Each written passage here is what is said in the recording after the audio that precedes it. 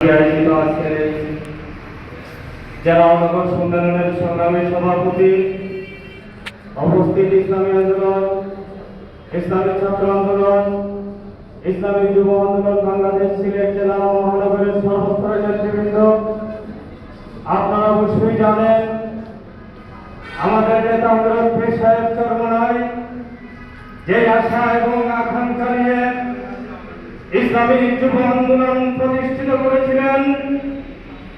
গত সোহরাওয়ার্দী উদ্যান থেকে ঐতিহাসিক যুব কনভেনশন থেকে আমরা এই বিষয়টি লক্ষ্য করেছি।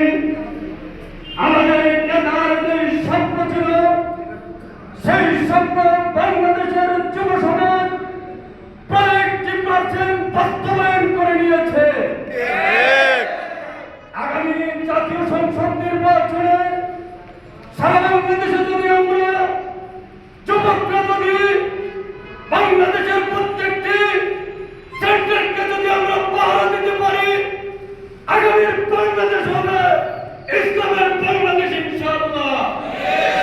সংগ্রামী ভাই বন্ধুগণ, আমরা বিভিন্ন সময় লক্ষ্য করি বিভিন্ন সেন্টার থেকে আমাদের এজেন্টদেরকে বিভিন্ন সন্ত্রাসীরা বের করে দিয়ে থাকে।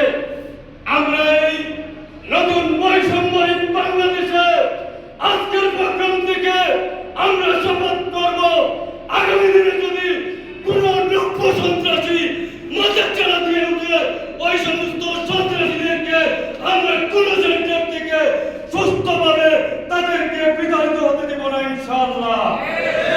আগামীতে আমরা যুব সমাজ প্রত্যেকটি সেন্টারে হাত পাকার একজন মধ্যে মুজাহিদ হিসাবে আমরা প্রত্যেকটি সেন্টারে পাহারাদার হিসাবে সারা বাংলাদেশের মধ্যে আমরা এই দায়িত্ব পালন করব। এই আশাবাদ ব্যক্ত করে আমার সংক্ষিপ্ত বক্তব্য শেষ করছি। আসসালামু আলাইকুম।